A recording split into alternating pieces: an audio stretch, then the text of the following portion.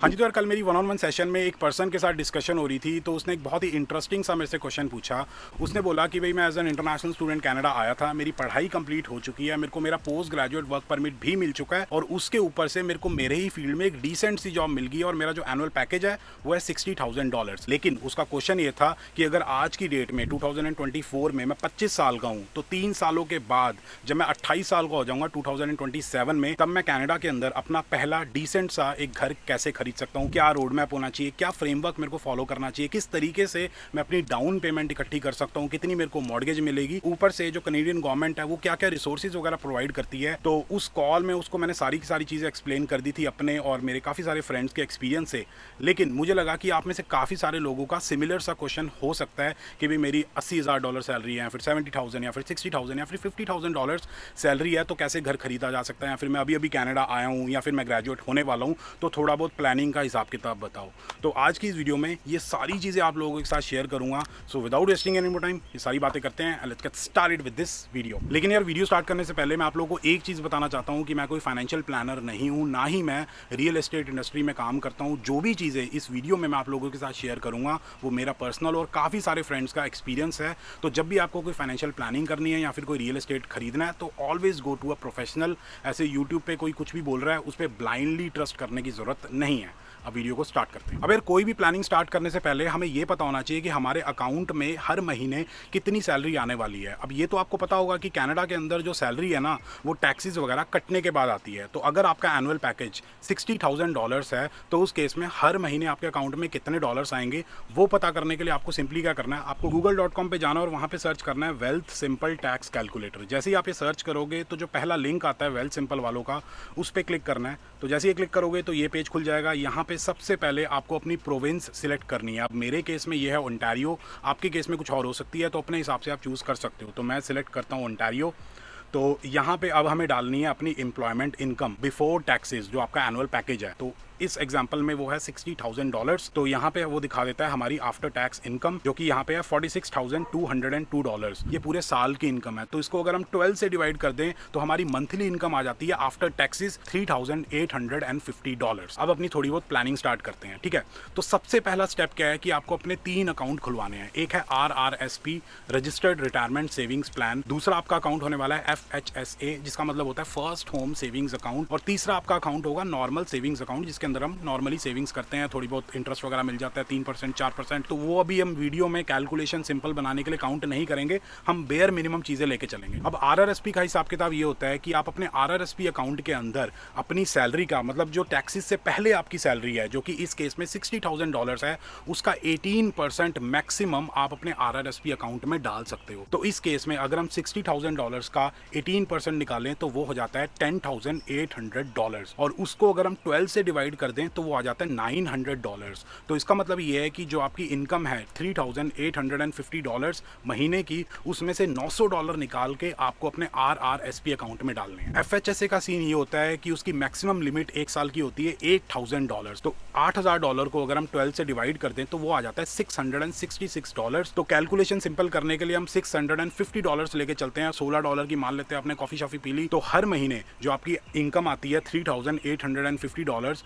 उसमें से आप $650 निकालोगे और अपने FHSA अकाउंट में डाल दो। तो जैसे ही आपकी सैलरी आती है तो सबसे पहले आपको ये 2 काम करने हैं। उसके बाद आपको अपने एक्सपेंसेस के बारे में सोचना है। एक एवरेज इंटरनेशनल या फिर पोस्ट ग्रेजुएट वर्क परमिट पे जब आ जाते हैं तो एवरेज कितने खर्चे होते हैं। लेट अस से कि आपका जो रेंट है वो $700 है, जो कि ऑन एन एवरेज आपको नॉर्मल शहर में, GTA रीजन की बात नहीं कर रहा कि आप टोरंटो में जाके रह रहे हो या फिर मिसिसागा में वो गोल वाली बिल्डिंग्स हैं उनके अंदर आप रह रहे हो, तो आपका रेंट ज़्यादा होगा। लेकिन नॉर्मल अगर किचनर के अंदर रहते हो या फिर शहर से थोड़ा सा दूर रहते हो तो एक कमरा डिसेंट सा फर्निश्ड आपको $700 में मिल सकता है। उसके ऊपर से यूटिलिटीज़ मान लेते हैं आपकी $100, जैसे वाईफाई का खर्चा हो गया, हाइड्रो का बिल आ गया, या फिर जो भी है। एक चीज़ मैं आप लोगों को बता देना चाहता हूँ कि अगर फ्यूचर में आप कनाडा के अंदर कोई घर वगैरह खरीदना चाहते हो तो आपको इंस्टॉलमेंट में, मतलब लोन पे कोई गाड़ी वगैरह नहीं खरीदनी है। तो यहाँ पे मैं मान के चल रहा हूँ कि आपने लोन पे कोई गाड़ी नहीं खरीदी है, जो स्टूडेंट टाइम पे थोड़ी बहुत सेविंग हुई थी उसमें से आपने कैश पे गाड़ी उठा ली, तो उसका जो इंश्योरेंस का खर्चा है वो है $200 मंथली। उसके बाद आप ग्रोसरीज वगैरह करोगे, अच्छा खाओगे पियोगे, थोड़ा बहुत चिकन भी खाओगे या फिर पनीर वगैरह खाओगे, तो महीने का मैं $500 आपका ग्रोसरीज का खर्चा मान के चल रहा हूँ। उसके बाद आप थोड़ा बहुत बाहर भी घूमने फिरने जाओगे फ्रेंड्स वगैरह के साथ, शॉपिंग वगैरह करोगे, कपड़े कुपड़े खरीदोगे, एडिडास नाइकी की कभी कभी टी शर्ट वगैरह खरीद लोगे, तो मैं $200 महीने का आपका ईटिंग आउट, कॉफ़ी कूफ़ी पी ली, बर्गर खा लिया, ऑल दैट स्टफ। उसके बाद आपका फ़ोन का खर्चा आ जाता है। स्टूडेंट टाइम पे आपने कोई आईफोन वगैरह खरीदा होगा, आई होप कि 2 साल की आपकी पढ़ाई थी, तो 2 साल बाद उसकी किस्तें वगैरह खत्म होगी थी, अब आपको लेटेस्ट आईफोन लेने की कोई ज़रूरत नहीं है। आपका जो बिल है वो 50, 40 या फिर $60 आएगा। उसके ऊपर से थोड़ी बहुत आपकी एंटरटेनमेंट के लिए सब्सक्रिप्शंस वगैरह हैं, तो लेट अस से कि वो वाला खर्चा आपका $100 का आ जाता है। और फिर गाड़ी है तो पेट्रोल भी डलवाओगे, गैस वगैरह डलवाओगे, थोड़ा घूमने फिरने जाओगे या फिर ऑफिस जाओगे, तो वो मैं $200 मान के चल रहा हूँ। तो अगर इसको टोटल करें तो आपका महीने का $2000 का खर्चा हो ही जाता है। तो आपकी जो $3850 की मंथली इनकम थी, उसमें से $900 आपने अपने RRSP अकाउंट में डाल दिए, $650 आपने अपने FHS अकाउंट में डाल दिए और $2000 का आपका एक्सपेंस हो गया, रेंट वगैरह सारी चीज़ें, और बचे आपके पास $300, वो आप अपने नॉर्मल सेविंग्स अकाउंट में डाल देते हो। तो ये चीज़ अगर आप 12 महीने लगातार रिपीट करोगे तो 1 साल के बाद आपके RRSP अकाउंट में टोटल हो जाएंगे $10,800, मतलब आप अपने RRSP अकाउंट को मैक्स आउट कर दोगे। FHSA अकाउंट में आपके टोटल हो जाएंगे $7,800 और आपके सेविंग्स अकाउंट में 1 साल बाद हो जाएंगे $3,600। और इसी चीज़ को अगर आप 3 साल तक रिपीट करते जाओगे तो आपके RRSP अकाउंट में टोटल अमाउंट हो जाएगा $32,400, FHSA अकाउंट में आपका टोटल अमाउंट हो जाएगा $23,400 और आपके सेविंग्स अकाउंट में टोटल अमाउंट हो जाएगा $10,800। और इन तीनों को अगर हम ऐड कर दें तो टोटल आपके पास आते हैं $66,600। और यार अभी मैंने कोई भी इंटरेस्ट वगैरह अकाउंट में नहीं लिया है कि आपने कोई GIC करवा ली थी या फिर किसी हाई इंटरेस्ट सेविंग्स अकाउंट में पैसे डाल दिए थे, जैसे कि EQ बैंक हो गया, नियो वाला बैंक हो गया, या फिर स्कॉशिया TD बैंक, किसी भी अकाउंट में डाल दिए थे, या फिर आपने कोई म्यूचुअल फंड ETF वगैरह में पैसे इन्वेस्ट कर दिए थे, वो बिल्कुल भी अकाउंट में नहीं लिया है। अगर ये सारी चीज़ें भी करोगे किसी फाइनेंशियल प्लानर या फिर थोड़ी बहुत आप रिसर्च वगैरह करके, तो इससे भी ज़्यादा आपके पास पैसे सेव हो सकते हैं। अब आप कहोगे कि यार RRSP और FHSA अकाउंट के चक्कर में पड़ने की क्या ज़रूरत थी, अगर मैं नॉर्मल तरीके से अपने सेविंग्स अकाउंट में ही सेविंग करता रहता तब भी मेरे पास सेम ही अमाउंट होता। तो बेसिकली यार कनेडियन गवर्नमेंट की तरफ से ना कुछ बेनिफिट्स वगैरह प्रोवाइड किए जाते हैं। इन अकाउंट्स के अंदर जो भी आप अमाउंट डालते हो वो टैक्स डिडक्टेबल होता है, उसके ऊपर आपको कोई भी टैक्स वगैरह नहीं देना पड़ता, और जो भी आप एडवांस में टैक्स देते हो तो उसका आपको रिफंड आता है। फॉर एग्जाम्पल इस केस में आपका एनुअल पैकेज था $60,000, उसमें से आपने $10,800 अपने RRSP अकाउंट में डाल दिए और $7,800 आपने अपने FHSA अकाउंट में डाल दिए, जो कि टोटल हो गया $18,600। तो बेसिकली अगर हम $60,000 में से $18,600 माइनस करें तो आपका जो टैक्स है वो सिर्फ $41,400 के ऊपर लगेगा। तो अब दोबारा जाते हैं अपने वेल्थ सिंपल वाले कैलकुलेटर पे, तो यहाँ पे आपके पास ऑप्शन आ जाता है RRSP एंड FHSA डिडक्शंस। तो यहाँ पे हम डाल देते हैं $18,600। यहाँ पे अब आप देख सकते हो RRSP plus FHSA tax savings 1 साल की होगी $4,632। तो इसको हम $4,500 लेके चलते हैं, $150 का कोई खर्चा हो गया, तो 4500 इंटू 3 करें तो 3 साल में आपके पास $13,500 का टैक्स रिफंड आ जाएगा। तो वो आपके सेविंग्स के अंदर ऐड हो जाता है। तो हमारे 3 अकाउंट के अंदर हमारी टोटल सेविंग्स थी $66,600।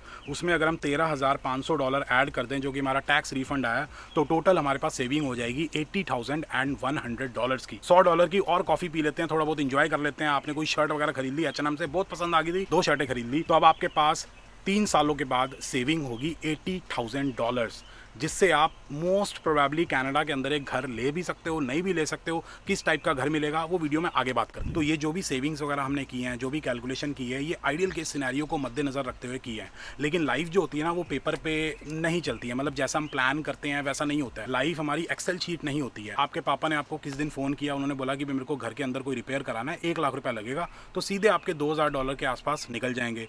कभी पेरेंट्स ने फ़ोन करके मांग लिया कोई मेडिकल का खर्चा है, या फिर आपको कनाडा के अंदर कोई दांत वगैरह ठीक कराने पड़ गए, $500 का वहाँ खर्चा हो गया, या फिर PR की एप्लीकेशन डालनी है, 2 से 3 हज़ार का खर्चा वहाँ पे हो जाएगा, या फिर घर वालों ने बुला लिया, चाचे के लड़के की शादी है, आपका फेवरेट कज़न, $5-6 हज़ार का वहाँ खर्चा हो जाएगा। तो बहुत सारे ऐसे खर्चे होते हैं जो अनएक्सपेक्टेड होते हैं, तो उसको भी हमें थोड़ा सोचना पड़ेगा। लेकिन ये तो नेगेटिव बात होगी। पॉजिटिव भी हो सकता है कि अगर आपकी $60,000 एनुअल सैलरी है, हो सकता है कि आप 2 सालों के बाद जब आपकी पीआर आ जाएगी तब आप अपनी जॉब स्विच कर लेते हो, तब आपकी 70,000, 80,000, 90,000 भी हो सकती है, या फिर $1,00,000 भी हो सकती है, या फिर आपको कंपनी ने कोई बोनस दे दिया, या फिर पापा ने कोई बर्थडे बूडे पे कोई अकाउंट वगैरह में पैसे वगैरह डिपॉजिट करा दिए, मतलब कुछ भी हो सकता है। लेकिन सिर्फ समझने के लिए एक फ्रेमवर्क, एक रोड मैप बनाने के लिए हम 60,000 और ये आइडियल केस सिनेरियो लेके चल रहे हैं। तो आपकी जो भी सिचुएशन है, जितनी भी आपकी सैलरी है, जितनी भी आप सेविंग कर पा रहे हो, उसके हिसाब से आपको अपनी कैलकुलेशन करनी है। वीडियो दोबारा देखना और अपनी सैलरी उसमें डालना और फिर कैलकुलेशन आप रिपीट कर सकते हो, थोड़ा सा आपको आइडिया होगा। और यार आरआरएसपी और एफएचएसए के अलावा एक टीएफएसए अकाउंट भी होता है, टैक्स फ्री सेविंग्स अकाउंट, उसको भी आप यूटिलाइज कर सकते हो अपनी सेविंग्स को थोड़ा इंक्रीज करने के लिए। और इन तीनों अकाउंट के बारे में अगर आप डिटेल में जानना चाहते हो कि क्या लिमिटेशंस होती हैं, क्योंकि जो मैंने बताया उसके अलावा भी इन अकाउंट से रिलेटेड बहुत सारी डिटेल्स होती हैं, तो आप ये वाली वीडियो ज़रूर चेकआउट करो। इसमें मैंने ढंग से इन तीनों अकाउंट्स के बारे में डिटेल्स आपको बता रखी हैं, तो आपको समझ आ जाएगा क्या करना है और क्या नहीं करना है। अब यार 3 साल फास्ट फॉरवर्ड 2027 आ चुका है। अगर 2024 में आप 25 साल के थे तो अब आप 28 साल के हो चुके हो। डाउन पेमेंट इकट्ठी होगी, आप मेरे को कनाडा के अंदर घर खरीदना है। तो अब पता करते हैं कि भाई कनाडा के अंदर अगर आपका एनुअल पैकेज $60,000 है तो कितने तक का घर आप अफोर्ड कर सकते हो, क्योंकि सिर्फ डाउन पेमेंट पे डिपेंड नहीं करता, इस पे भी डिपेंड करता है कि आपकी एनुअल सैलरी, आपकी मंथली इनकम टैक्सेस वगैरह काटने के बाद कितनी आती है। तो वो पता करते हैं। तो वो पता करने के लिए आपको फिर से गूगल पे जाना है और सर्च करना है CMHC अफोर्डेबिलिटी कैलकुलेटर। तो जैसे ही आप ये सर्च करोगे तो सबसे पहला जो आपके पास लिंक आएगा उस पर क्लिक करना है। यहाँ पे अब रेंट तो करना नहीं है भाई साहब, अब घर खरीदने वाली सिचुएशन हो गई है, तो बाय पे क्लिक करेंगे और नेक्स्ट। अब वो पूछ रहा है कि एनुअल हाउस होल्ड इनकम, तो अभी शादीशुदी तो हुई नहीं है, अभी हम सिंगल ही हैं और हमारा एनुअल पैकेज है $60,000, तो यहाँ पे डालते हैं $60,000। डाउन पेमेंट अब $80,000 आपके पास पड़े हुए हैं, लेकिन जब हम कनाडा के अंदर कोई घर खरीदते हैं ना तो क्लोजिंग कॉस्ट्स भी होती हैं, मतलब लॉयर की फ़ीस जाती है, लैंड ट्रांसफ़र टैक्स जाता है, तो काफ़ी सारे खर्चे होते हैं। तो $10,000 वो मान के चल लो, तो आपके पास डाउन पेमेंट है $70,000। उसके बाद आता है अपना मॉर्गेज इंटरेस्ट रेट। मेरे अभी एक फ्रेंड ने रिसेंटली एक घर खरीदा है, तो उसका जो इंटरेस्ट रेट है मॉर्गेज का वो है 4.75, और ये लेके चलते हैं फिक्स्ड, क्योंकि अभी वेरिएबल लेने का कुछ खास फ़ायदा दिखाई नहीं दे रहा। तो लेट अस से 4.75 पे आपको एक मॉर्गेज मिल जाती है, बैंक आपको अप्रूव कर देता है। प्रोविंस है अपनी ओंटारियो, आप अपने हिसाब से प्रोविंस चूज कर सकते हो। उसके बाद कह रहा है कि भाई आपके महीने के खर्चे कितने होते हैं, तो हम मैनुअली डालेंगे। तो कम्युनिकेशंस का ले लेते हैं $100, तो आपने इंटरनेट वगैरह लगा रखा है, फ़ोन का बिल आता है। उसके बाद एंटरटेनमेंट में मैं $50 डाल देता हूँ कि भाई आपने नेटफ्लिक्स सब्सक्राइब किया हुआ है या फिर अमेजॉन वगैरह का हिसाब किताब है। यूटिलिटीज़ का आपका $100 का बिल आ जाता है। उसके बाद ट्रांसपोर्टेशन में $200 में इंश्योरेंस मान के चल रहा हूँ आपकी गाड़ी की। तो जैसे हम कैलकुलेट करते हैं तो भाई साहब कह रहे हैं, अफोर्डेबिलिटी जो कैलकुलेटर है वो कह रहा है कि you may be able to afford a home priced up to $360,000। तो इसका मतलब ये है कि आप $3,60,000 तक का कनाडा के अंदर घर खरीद सकते हो। और ये जो नंबर है ये काफ़ी फैक्टर्स पे डिपेंड करेगा, ये कोई फिक्स्ड नंबर नहीं है कि अगर किसी की $60,000 एनुअल सैलरी है तो इतने तक का ही घर खरीद सकते हैं। आपकी डाउन पेमेंट पे डिपेंड करता है, आपके जो एक्सपेंसेस है मंथली उसके ऊपर डिपेंड करता है, डेट टू इनकम जो रेशियो होती है उसके ऊपर डिपेंड करता है, और आपका क्रेडिट स्कोर क्या है उस पर डिपेंड करता है। लेकिन ऑन एन एवरेज ये अमाउंट, अब इतने अमाउंट में अगर आप GTA रीजन साइड जाते हो घर खरीदने के लिए, लाइक टोरंटो, ब्रैम्पटन या मिसिसागा वगैरह, तो वहाँ पे आपको पार्किंग ही मिलेगी, घर मिलना तो थोड़ा सा मुश्किल है। उससे अगर 100 किलोमीटर दूर किचनर, वाटरलू, कैम्ब्रिज या फिर लंदन भी चले जाते हो तो आपको किसी बिल्डिंग के अंदर 1 बेडरूम का या फिर 2 बेडरूम का अपार्टमेंट मिल सकता है। अब उससे और दूर अगर आप सारनी या विंडसर जैसी जगह पे चला जाते हो तो वहाँ पे 1980s या फिर 1970s का आपको एक बंगलो स्टाइल पुराना सा घर मिल सकता है $3,60,000 तक का। अब आप कहोगे कि यार अगर मेरे को ऐसा ही घर लेना था, ऐसी बिल्डिंग के अंदर मेरे को 1 बेडरूम अपार्टमेंट में हवा में ही लटकना था, तो मैं कनाडा क्यों आया? अगर मैं दिल्ली में रहता हूँ तो नोएडा घर ले लेता, मैं वहाँ पे ऐसे मेरे को मिल जाते। कनाडा आने का फ़ायदा क्या हुआ? या फिर मैं किसी भी सिटी में रहता हूँ उसके आउटस्कर्ट्स में ऐसी बड़ी बड़ी बिल्डिंगें बहुत होती हैं। तो बेसिकली एक चीज़ क्लियर करना चाहूँगा कि आज के टाइम पे जो घरों के प्राइसेस हो रखे हैं कनाडा के अंदर, जो महंगाई हो रखी है, तो अगर आपकी $60,000 एनुअल सैलरी है वो एक बेसिक सैलरी मानी जाएगी।